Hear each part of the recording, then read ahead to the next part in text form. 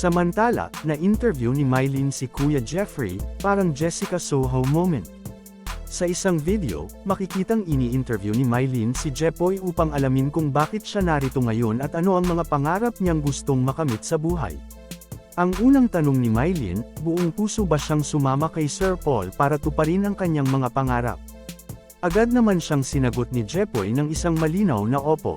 Kwento ni Mylene, matagal na nilang napapanood si Jepoy sa vlog ni Sir Paul noong nasa Davao pa ito. Kaya tinanong niya si Jepoy kung bakit siya naging interesado sa pagpunta sa Laguna at ano ang mga plano niya sa buhay. Ayon kay Jepoy, hindi niya inakalang darating siya sa ganitong punto.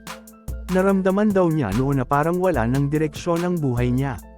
Pero nagpapasalamat siya dahil may isang taong tumulong sa kanya, si Sir Paul. Buong puso siyang sumama sa Maynila para sa kanyang kinabukasan at para na rin sa kanyang pamilya.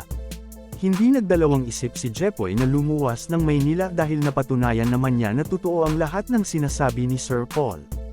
Nang tanungin siya kung ano ang pangarap niya, sinabi niyang gusto niyang matapos ang kursong Bachelor of Secondary Education, BSED.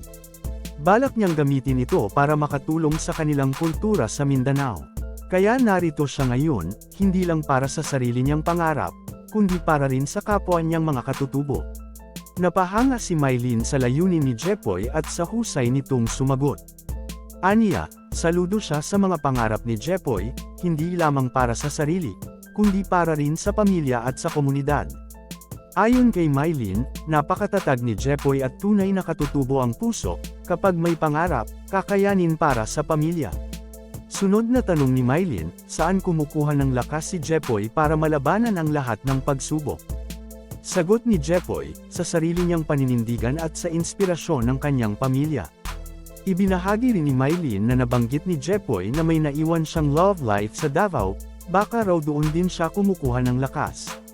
Pero pabirong sagot ni Jepoy, isang araw lang daw yun. Sa ngayon, magfo-focus muna siya sa kanyang pag-aaral. Sabi nga ni Mylene, goods talaga si Jepoy. Sana raw lahat ng kabataang katutubo ay maging kasing tatag at persigido niya, isinantabi ang pag-ibig para mauna ang edukasyon. Tinanong din ni Mylene kung ano ang naramdaman ni Jepoy noong unang araw siyang tinulungan ni Sir Paul. Kwento ni Jepoy, sobrang unexpected ang lahat. Galing daw siya noon sa isang pictorial, walang makain, madungis, at sobrang payat.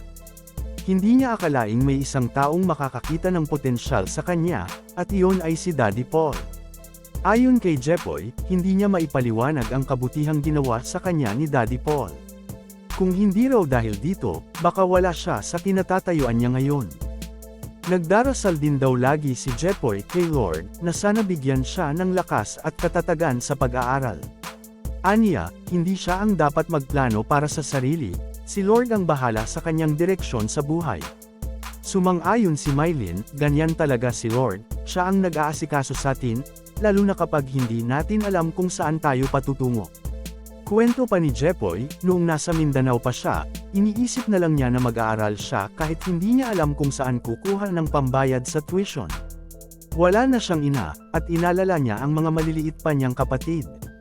Kahit walang pera o baon, pumapasok pa rin siya sa paaralan, dala ang pag-asa para sa kinabukasan ng kanyang pamilya. Sa huli, nagpasalamat si Jepoy sa lahat ng kanyang sponsors. Nangako siyang pagsisikapan niyang makamit ang kanyang mga pangarap, at balang araw, maipagmamalaki nila siya bilang bunga ng kanilang kabutihang loob.